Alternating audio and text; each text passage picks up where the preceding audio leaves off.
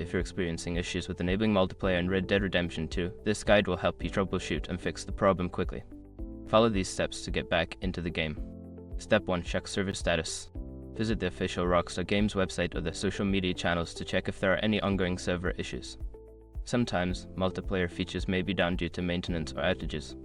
Step 2. Restart the game. Close Red Dead Redemption 2 completely and restart it. This can help refresh the game as connection to the servers and resolve minor glitches that may be preventing multiplayer access. Step 3. Update the game. Ensure that you have the latest version of Red Dead Redemption 2 installed. Check for updates through your gaming platform, Steam, Epic Games, etc., and install any available patches that may address multiplayer issues. Step 4. Check your internet connection. Make sure your internet connection is stable and working properly. You can do this by testing your connection on other devices or running a speed test.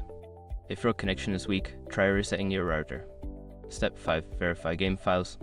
If you're playing on PC, use the game launcher to verify the integrity of the game files. This process will check for any corrupted or missing files and replace them, which can resolve issues with multiplayer functionality. By following these steps, you should be able to enable multiplayer in Red Dead Redemption 2. If problems persist, consider reaching out to Rockstar support for further assistance. Enjoy your gaming.